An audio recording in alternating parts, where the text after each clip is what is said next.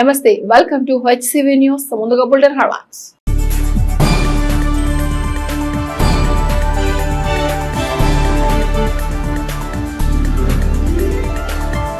పదవ తరగతి విద్యార్థులకు సోమవారం నుండి ప్రారంభమైన పరీక్షల కాలం. పరీక్షా కేంద్రాల వద్ద మొదలైన విద్యార్థుల హడావుడి.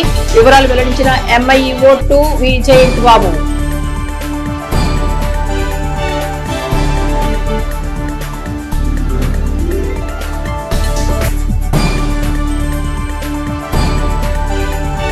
గతంలో ఎన్నడూ చూడని ఘన విజయాన్ని అందించిన పట్టభద్రులు న్యాయవాదుల పాత్ర కీలకం. ఎమ్మెల్సీ ఆలపాటి రాజేంద్ర ప్రసాద్.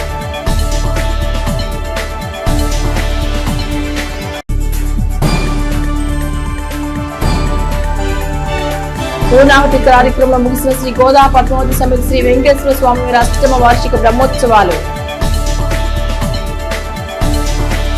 పట్టభద్రుల ఎమ్మెల్సీ ఎన్నికల్లో భారతదేశంలో ఇంతవరకు ఎవరూ సాధించని భారీ మెజార్టీని సాధించడంలో న్యాయవాదుల పాత్ర కీలకమని, పదవులు ఉన్నా లేకున్నా నేను మీలో ఒకడినని కృష్ణా గుంటూరు జిల్లాల పట్టభద్రుల ఎమ్మెల్సీ ఆలపాటి రాజేంద్ర ప్రసాద్ అన్నారు.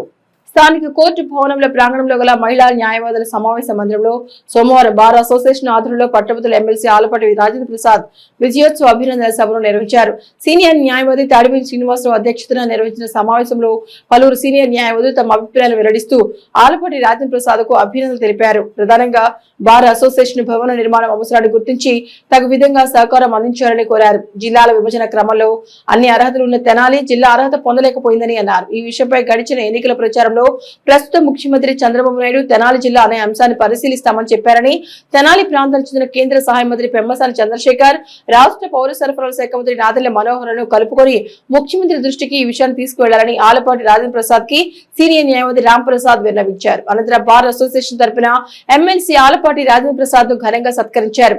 సత్కార గ్రహీత ఎమ్మెల్సీ ఆలపాటి రాజేంద్ర ప్రసాద్ తమ స్పందన తెలియజేస్తూ ఎమ్మెల్సీ ఎన్నికల ప్రక్రియలు తనకు ఎదురైన అనుభవాలను న్యాయవాదులతో పంచుకున్నారు. న్యాయవాదులు ఎదుట ఉపన్యాసాలు అవసరం లేదని, అవసరమైన సేవ చేయడానికి తాను సిద్ధంగా ఉంటానని అన్నారు. ఈ విషయంలో తమ సమస్య పట్ల న్యాయవాది మిత్రుల కమిటీగా ఏర్పడి తమ కార్యాచరణతో ముందుకు రావాలన్నారు. తమ సుదీర్ఘ ఉపన్యాసంలో ఎమ్మెల్సీ ఎన్నికల్లో తెనాలి ప్రాంతం నుండి తనకు లభించిన ఆదరణ అనిర్వచనీయమైందని అన్నారు. ఈ కార్యక్రమంలో బార్ అసోసియేషన్ అధ్యక్షులు బేతాళ ప్రభాకర్, ప్రధాన కార్యదర్శి హరిదాస్ గౌరీశంకర్, ఇందుపల్లి రాజారాం, మద్ది మల్లికార్జునరావు, ఎమ్మెల్యే జగదీశ్వరాంబ, అన్నం పిన్నారావు, వెలువల రాఘవయ్య, అనిత, వి రమేష్, పలువురు తెలుగుదేశం పార్టీ క్రియాశీలక నాయకులు పాల్గొన్నారు. మరి అధికారంలో ఉన్నప్పుడు అంతే, అధికారం లేనప్పుడు కూడా అంతే. అధికారం లేని సమయంలో కూడా తెనాలి నియోజకవర్గాన్ని వదిలిపెట్టకుండా ప్రజల్లోనే ఉంటూ మరి ప్రజల కోసం, ప్రజల సమస్యల పరిష్కారం కోసం ఆయన ఎనలేని కృషి చేసినటువంటి గొప్ప వ్యక్తి, మంచి మనసు ఉన్నటువంటి వ్యక్తి. ఆయన న్యాయవాదిగా చేసేటప్పుడు కూడా ఆయన ప్రజల కష్టసుఖాలని దగ్గర పట్టించుకొని వారి కోసం కృషి చేసేవారు. ఇప్పుడు రాజకీయాల్లో ఉన్నప్పటికి కూడా ఆయన ఎదుటివాడు మన పార్టీ అవునా కాదనేది కాకుండా వాడి యొక్క సమస్యని తెలుసుకొని ఆ సమస్య పరిష్కారం కోసం కృషి చేసేటువంటి వ్యక్తి. అట్లాగే జనసేన కూడా జెండా పోయినా, అందుకే నాకు అర్హత లేదు. అందుకే నేను ఇప్పుడు అలాగే నాకు నా సొంతంగా కానీ ఇబ్బంది వచ్చినప్పుడు నేను ఇది మాట్లాడుకుంటా తప్ప పదవులు అడగటానికి అర్హత లేని వ్యక్తిని. అందుకని ఇక్కడ ఉన్న ఎవరి కాళ్ళు కూడా మీకు అర్హత ఉందా లేదా అని ఎంచుకుని ఆయన మీద ప్రజలు తీసుకురావద్దని నా కోరిక. రెండో విషయం ఏంటంటే, ఇక్కడ రాజకీయాల్లో లోకల్ నాన్ లోకల్ అని 20 యదవులు కొంతమంది ఉన్నారు. ఆయన ఇప్పుడు 33 నియోజకవర్గాలకి 2 జిల్లాలకి నాయకుడు.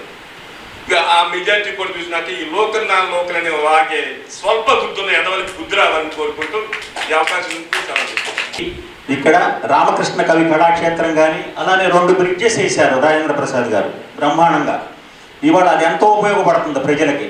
ఇటువంటి మరిన్ని కార్యక్రమాలు ఈ త్రిమూర్తులు ఏకమై చక్కగా తెనాలి డెవలప్ చేయాలని, అలానే తెనాలికి ఔటర్ రింగ్ రోడ్ అనేది ఒకటి ఏర్పాటు చేయడం జరుగుతుందన్నారు గతంలో కూడా. ఇంతవరకు అయితే అది జరగల. అది తెనాలికి మణిహారం. అది ఏడు తిరిగి మన తెనాలి ఇంతకు ముందర outer ring road Tenali outer ring road లోపల ఉంటుందని చెప్పి అనుకోవడం జరిగింది. అదేమో బయటకు వచ్చింది.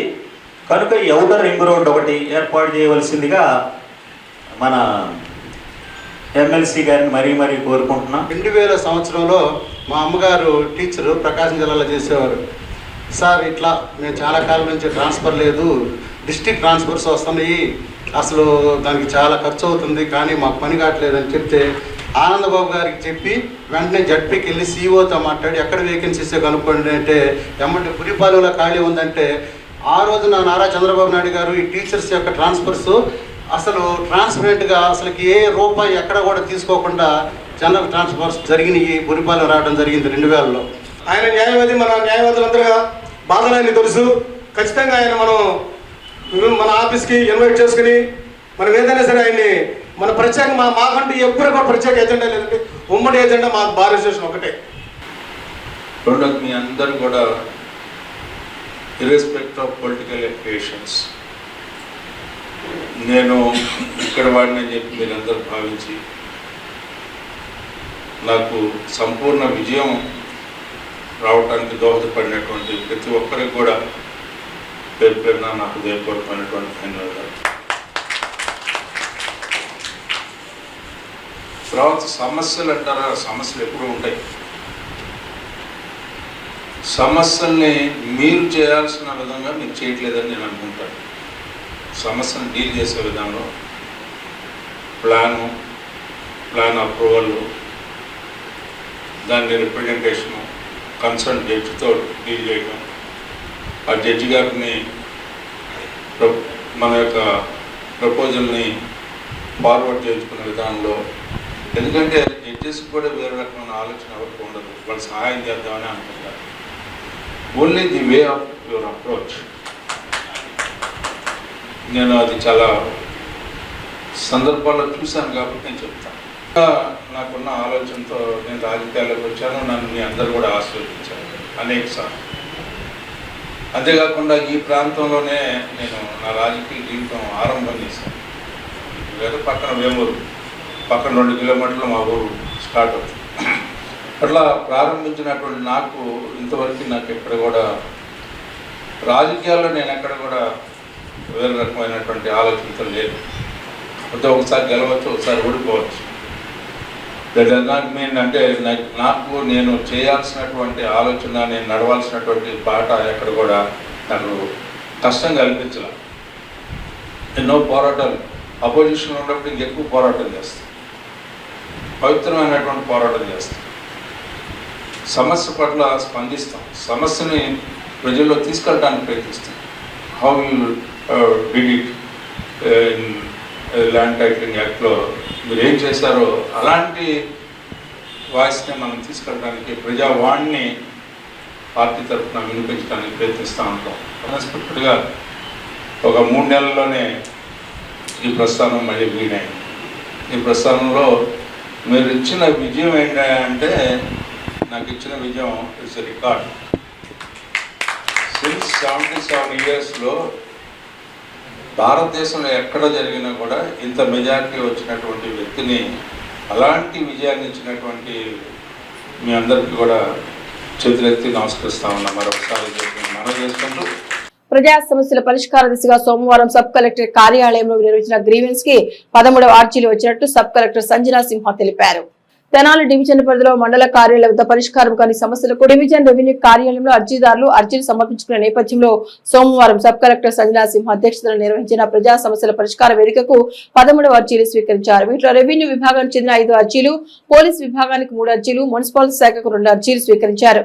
స్వీకరించిన అర్జీలను ఆయా విభాగాలకు పంపించి నిర్దేశించిన సమయంలో సమస్యల పరిష్కార దిశగా కృషి చేస్తామని అధికారులు తెలిపారు. ఈ కార్యక్రమంలో డివిజన్ స్థాయి వివిధ విభాగాల అధికారులు పాల్గొన్నారు. 10వ తరగతి పరీక్షలు అన్ని పరీక్షా కేంద్రాల్లో సోమవారం నుండి ప్రారంభమయ్యాయి. అయితే తెనాలి ఐతానగర్లోని ఎన్ఎస్ఎం పాఠశాలలో ఇన్విజిలేటర్ విద్యార్థినికి ఇవ్వాల్సిన ప్రశ్నాపత్రం బదులు మరొక ప్రశ్నాపత్రం ఇవ్వడంతో కాస్తంత గందరగోళం చోటు చేసుకుంది. ఆ వివరాలు ఈ విధంగా ఉన్నాయి.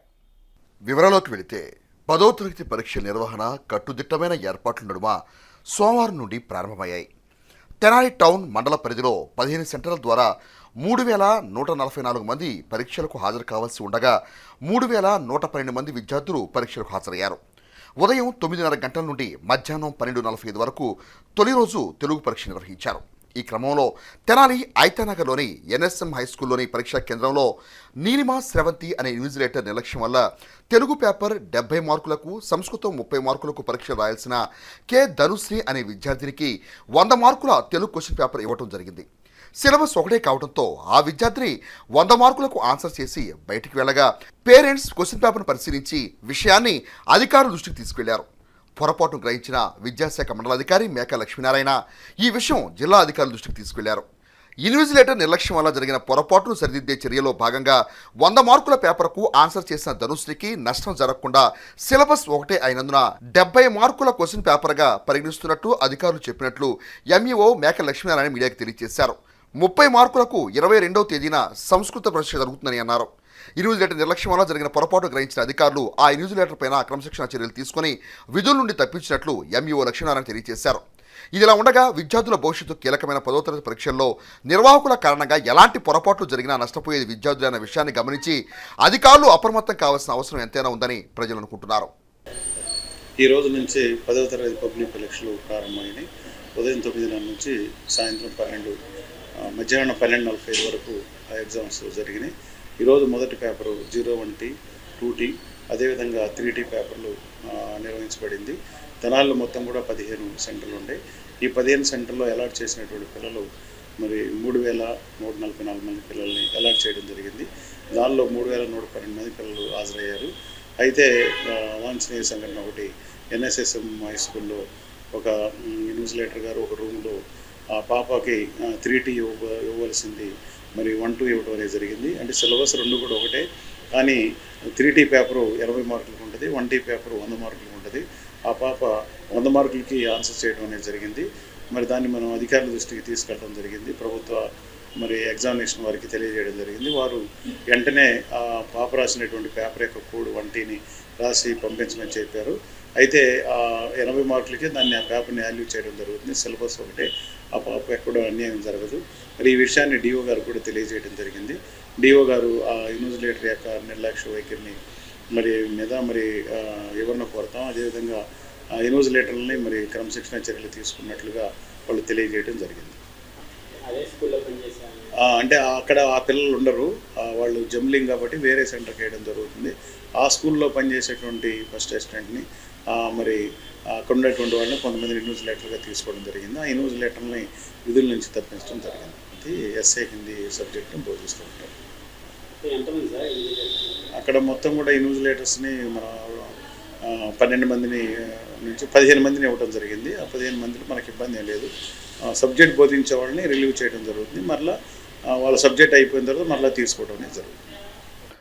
తెనాలి మాజీ శాసనసభ్యులు అన్నాబత్తుని శివకుమార్ తనయుడు అన్నాబత్తుని సత్యనారాయణ వివాహ రిసెప్షన్ కార్యక్రమం తెనాలిలోని ఏఎస్ఎన్ మహిళా కళాశాల ప్రాంగణం నందు సోమవారం సాయంత్రం ఘనంగా జరిగింది. ఈ కార్యక్రమానికి వైఎస్ఆర్ కాంగ్రెస్ పార్టీ అధినేత మహారాజులు విచ్చేశారు. ఆంధ్రప్రదేశ్ రాష్ట్ర మాజీ ముఖ్యమంత్రి వైఎస్ఆర్ కాంగ్రెస్ పార్టీ అధినేత వైఎస్ జగన్మోహన్ రెడ్డి ఈ వేడుకకు ముఖ్య అతిథిగా విచ్చేసి నూతన వధువులను ఆశీర్వించి శుభాకాంక్షలు తెలియజేశారు. మాజీ మంత్రి అన్నాబత్తుని సత్యనారాయణ మనవడు మాజీ శాసనసభ్యులు అన్నాబత్తుని శివకుమార్ తనయుడు అన్నాబత్తుని సత్యనారాయణ వివాహ మహోత్సవం అనంతరం సోమవారం ఏఎస్ఎన్ మహిళా ఇంజనీరింగ్ కళాశాల ప్రాంగణంలో నిర్వహించిన రిసెప్షన్కు వైఎస్ఆర్ కాంగ్రెస్ పార్టీకి చెందిన అతిరథ మహారాజులు హాజరయ్యారు. ప్రధానంగా ఆంధ్రప్రదేశ్ రాష్ట్ర మాజీ ముఖ్యమంత్రి వైఎస్ఆర్ కాంగ్రెస్ పార్టీ అధినేత వైఎస్ జగన్మోహన్ రెడ్డి అన్నాబత్తుని వారి ఆత్మీయ వేడుకలో పాల్గొన్న సందర్భం వైసీపీ శ్రేణుల్లో ఉత్సాహం ఉల్లాసం వెల్లువైన మొదలుక్షణమని చెప్పాలి. వైఎస్ జగన్ కాన్వాయ్కి ఇరువైపులా వైసీపీ శ్రేణులు ద్విచక్ర వాహనాలతో కోలాహల వాతావరణంలో ఏఎస్ఎన్ మహిళా ఇంజనీరింగ్ కళాశాలకు తోడ్కొని వెళ్లారు. ఈ క్రమంలో వైఎస్ జగన్ అభిమానులకు అభివాదం చేసుకుంటూ వెళ్లి ఆత్మీయ వేడుకలో పాల్గొన్నారు. మాజీ శాసనసభ్యులు అన్నాబత్తుని శివకుమార్ ఆంధ్రప్రదేశ్ రాష్ట్ర మాజీ ముఖ్యమంత్రి వైఎస్ఆర్ కాంగ్రెస్ పార్టీ అధినేత జగన్మోహన్ రెడ్డికు ఆత్మీయ స్వాగతం పలికారు. ఈ కార్యక్రమంలో మాజీ మంత్రులు విడుదల రజని, పేర్ని నాని, నందిగం సురేష్, మేరుగు నాగార్జున తదితర నాయకులు పాల్గొన్నారు.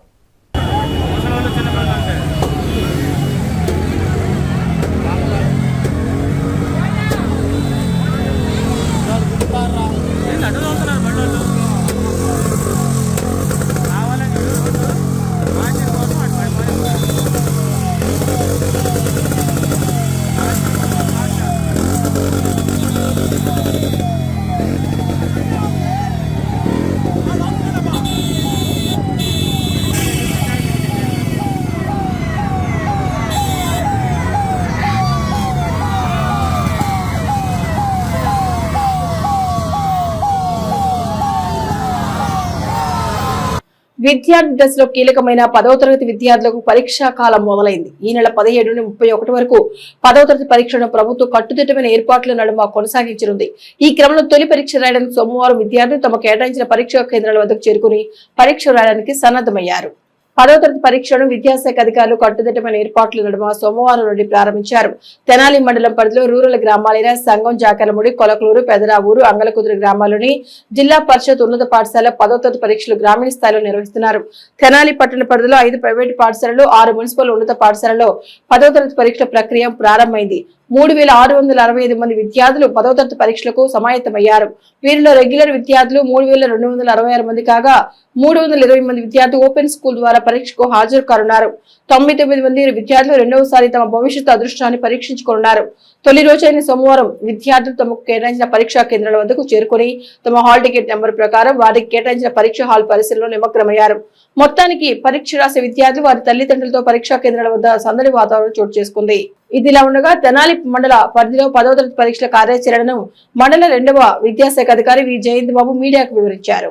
విద్యార్థులందరికీ బెస్ట్ ఆఫ్ లక్ మండల విద్యాశాఖ తరఫున తెలియజేస్తున్నాం. పేరెంట్స్ కానీ పిల్లలు కానీ ఏ విధమైనటువంటి ఆందోళన ఇబ్బందులు లేకుండా ప్రశాంతమైన ఆహ్లాదకరమైన వాతావరణంలో పరీక్షలు రాయడానికి పాఠశాల విద్యాశాఖ ఏర్పాట్లు చేసింది. దానిలో భాగంగానే ఇక్కడ తెనాలి మండలంలో మొత్తం 16 సెంటర్స్ ఉన్నాయి. ఈ 16 సెంటర్లోనూ ప్రతి సెంటర్లోనూ విద్యార్థులు కూర్చోవడానికి వీలుగా బల్లలు, అదేవిధంగా ఫ్యాన్లు, లైట్స్, మంచినీటి సదుపాయం, ఒకవేళ ఏదైనా అనారోగ్య సమస్యలు ఏర్పడితే ఇమ్మీడియట్గా అటెండ్ అవ్వడానికి మెడికల్ స్టాఫ్, సెక్యూరిటీ ఉంది. తల్లిదండ్రులు సెంటర్ల దగ్గరకు వచ్చి హడావుడి ఆందోళన పడకుండా విద్యార్థుల్ని ఫ్రీగా సెంటర్ నుండి పంపించేయండి. ఇక్కడ లోపలికి వచ్చిన తర్వాత పిల్లలు నిర్భయంగా స్వేచ్ఛగా పరీక్ష రాసుకునేటటువంటి వాతావరణం ఉంది. కాబట్టి ఎవరు కూడా విద్యార్థులు ఎలా రాస్తారు పరీక్షలు ఏంటనే దాని మీద ఆందోళన చెందాల్సిన అవసరం లేదని తల్లిదండ్రులకి విజ్ఞప్తి చేస్తున్నాం. సౌకర్యాల పరంగా ఏమైనా చిన్న చిన్న ఇబ్బందులు ఉంటే మా దృష్టికి తీసుకొస్తే వాటిని కూడా సరిచేస్తాం. వరల్డ్ తైక్వాండో సంస్థకు అనుసంధానమైన ఇండియా తైక్వాండో ద్వారా అనుమతులు పొందిన కేఎస్ఆర్ తైక్వాండో ట్రైనింగ్ సెంటర్ లో ఆసక్తి ఉన్న వారు శిక్షణ తీసుకుని ఏప్రిల్ 2-3 తేదీల్లో తెనాలిలో నిర్వహించే కేడెట్స్ జూనియర్ ఆల్ కేటగిరీస్ పోటీల్లో పాల్గొనే అవకాశాన్ని వినియోగించుకోవడం ద్వారా విజేతలకు జాతీయ స్థాయి తైక్వాండో పోటీల్లో పాల్గొనే అవకాశం లభిస్తుందని ఈదర వెంకట పూర్ణచంద్ అన్నారు. స్థానిక వాసవి కన్యకా పరమేశ్వరి అమ్మవారి దేవాలయ వెనుక గల వ్యాయామశాలలో సోమవారం కేఎస్ఆర్ తైక్వాండో శిక్షణ కేంద్రం ఆధ్వర్యంలో ఏర్పాటు చేసిన కార్యక్రమంలో ఈదర వెంకట పూర్ణచంద్ ముఖ్య అతిథిగా పాల్గొని ఏప్రిల్ 2-3 తేదీల్లో తెనాలిలో నిర్వహించే తైక్వాండో పోటీల ప్రచార బ్రోచర్లను ఆవిష్కరించారు.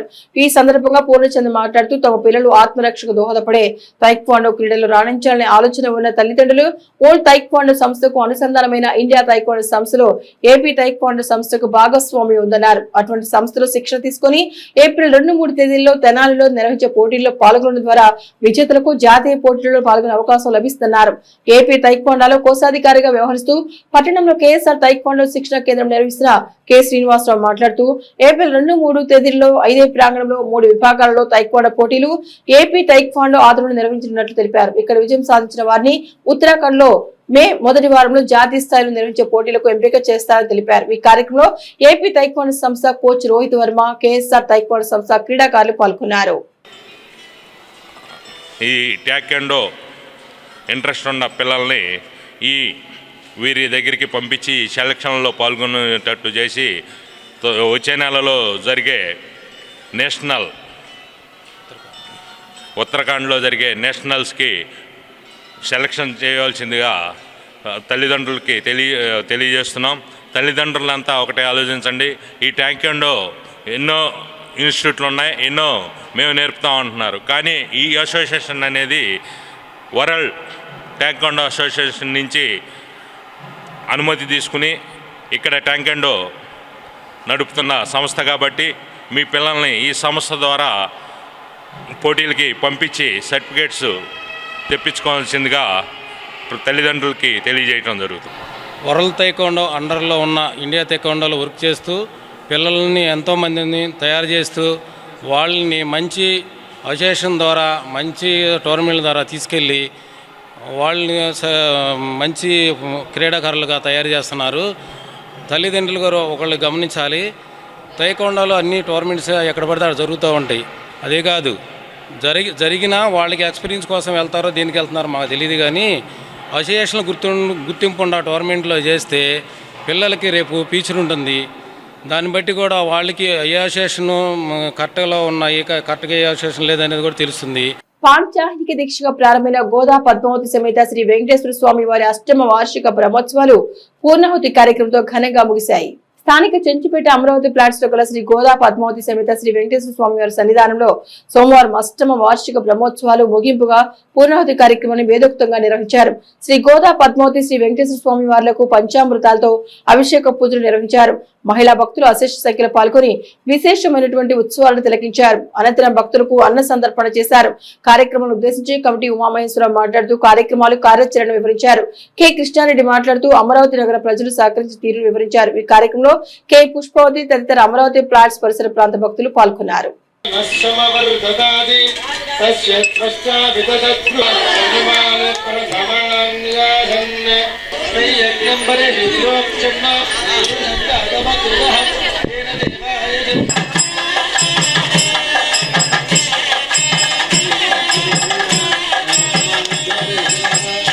మొదటి రోజు స్వామివారి గరుడ పటం ఎగరేసి గరుడ ప్రసాదాన్ని ఇచ్చాము. రెండవ రోజు యాగశాల ప్రవేశం, మూడవ రోజు గరుడ సేవపై ఊరేగింపు, స్వామివారి కార్యక్రమం నిత్య ఊరేగింపులు జరుగుతున్నాయి. భగవంతుడు అన్ని రకాల మీకు ఆయురారోగ్యాలను సమకూర్చి ఈరోజు జరగబోయే పూర్ణాహుతి కార్యక్రమంలో భక్తులు విరివిగా పాల్గొని స్వామివారి అన్నప్రసాదములు స్వీకరించి తమ వంతు సహాయపడవలసిందిగా మనవి. కాబట్టి మీ అమరావతి కాలనీ ప్రజలు కానీ చెంచుపేట ప్రజలు కానీ అందరూ పూర్తిగా సహకరించి దేవాలయ నిర్మాణం జరిగిన తర్వాత ఇది 8 బ్రహ్మోత్సవాలు జరుపుకున్నాం. 9వ బ్రహ్మోత్సవం అఖండంగా చేయాలనే ఉద్దేశం ఉంది. కాబట్టి చుట్టుపక్కల ఉన్న ప్రజలందరూ కూడా దేవాలయానికి వచ్చి అందరూ సహకరించి మీ సహకారాలు అందించాలని కోరుతూ అని మేము కోరుకుంటున్నాం. పక్కడబంది ఏర్పాట్ల మధ్య సోమవారం 10వ తరగతి పరీక్షలు ప్రారంభమయ్యాయి. వేమూరు నియోజకవర్గంలోని 5 మండలాల్లో 1995 మంది 10వ తరగతి పరీక్షలకు హాజరు కావాల్సిందిగా 1961 మంది విద్యార్థులు మొదటి రోజు తెలుగు పరీక్షకు హాజరైనట్లు ఆయా మండలాల విద్యాశాఖ అధికారులు తెలియజేశారు. వేమూరు మండలంలోని 2 పరీక్షా కేంద్రాల్లో పకడ్బందీ ఏర్పాట్ల మధ్య 10 పరీక్షలు ప్రారంభమయ్యాయి. సోమవారం 9:30 తెలుగు పరీక్షకు హాజరు కావాల్సి ఉండగా విద్యార్థులంతా గంట ముందుగానే పరీక్షా కేంద్రాలకు హాజరయ్యారు. కేంద్రాల గేటు వద్ద పోలీసులు విద్యార్థులను తనిఖీ చేసి హాల్ టికెట్ పరిశీలించి తదుపరి పరీక్ష గదులకు పంపారు. 144 సెక్షన్ అమలు పరిచారు. పరీక్షా గదుల్లో సీసీ కెమెరాలు అమర్చారు. వేమూరు పరీక్షా కేంద్రంలో వేమూరు, వరహాపురం, జంపని ఉన్నత పాఠశాలకు చెందిన 144 మంది పరీక్షకు హాజరు కావాల్సి ఉండగా 140 మంది హాజరయ్యారు. 4 గైరు హాజరయ్యారు. పెరవలి పరీక్షా కేంద్రంలో పెరవలి, చావలి గ్రామానికి చెందిన 65 మంది విద్యార్థులకు గాను అందరూ హాజరై పరీక్ష రాశారు. చీఫ్ ఎగ్జామినర్స్ కామినేని శ్రీనివాసరావు కుటుంబరావులు ప్రభుత్వ నిబంధనలు అనుసరిస్తూ పరీక్ష నిర్వహణలో తగు జాగ్రత్తలు తీసుకున్నారు. మొదటి రోజు తెలుగు పరీక్ష విద్యార్థులు సంతోషంగా రాసినట్టు తెలిపారు. తమ గ్రామంలో శ్మశాన వాటిక లేకపోవడంతో తాము తీవ్ర ఇబ్బందులు ఎదుర్కొంటున్నామంటూ దుగ్గిరాల మండలం మోరంపూడి గ్రామానికి చెందిన ముస్లిం మత పెద్దలు దుగ్గిరాల తహసీల్దార్ ఐ సునీతను కలిసి సోమవారం అర్జీని అందజేశారు. ముఖ్యంగా తమ గ్రామంలో ముస్లింలు మరణిస్తే శ్మశాన వాటిక లేకపోవడంతో ఇబ్బందులు పడుతున్నామంటూ అర్జీలో పేర్కొన్నారు. తక్షణమే అధికారులు, నాయకులు స్పందించి తమకు న్యాయం జరిగే విధంగా స్థలాన్ని కేటాయించాలని కోరారు. ఈ కార్యక్రమంలో ముస్లిం మత పెద్దలు పాల్గొన్నారు. దుగ్గిరాల మండలం మోరంపూడి గ్రామం కాపురస్తులైన ఫజల్ మసీద్ కింద 20 కుటుంబాలు ఉన్నాయి. వాటిలో 35 మంది 50 మంది అందరూ జనాభా ఉన్నారు. మాకు మరణిస్తే ఖననం చేయడానికి స్థలం లేదు. దానివలన నానా అగసాట్లు పడుతున్నాము. మోరంపూడి గ్రామంలో 40 కుటుంబాలు ఉన్నాయి. వాటిలో 120 మంది జనాభా ఉన్నారు.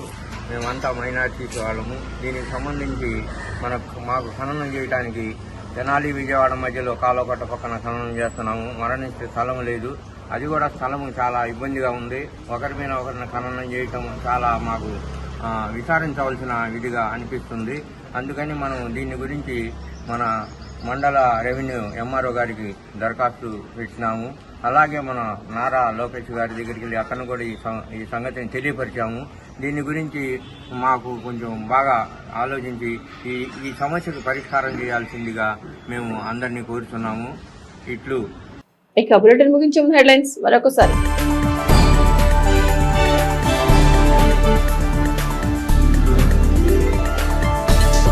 10వ తరగతి విద్యార్థులకు సోమవారం నుండి ప్రారంభమైన పరీక్షల కాలం. పరీక్షా కేంద్రాల వద్ద మొదలైన విద్యార్థుల హడావుడి. వివరాలు వెల్లడించిన MIEO 2 విజయ్ బాబు.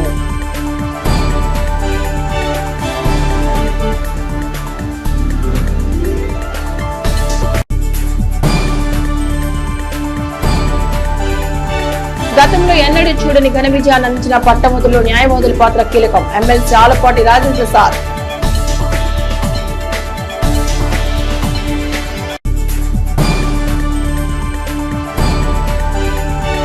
పూర్ణాహుతి కార్యక్రమంలో ముగిసిన శ్రీ గోదా పద్మావతి సమేత శ్రీ వెంకటేశ్వర స్వామి వారి అష్టమ వార్షిక బ్రహ్మోత్సవాలు. ఇవి HCV న్యూస్ బులెటిన్ విశేషాలు. నమస్తే.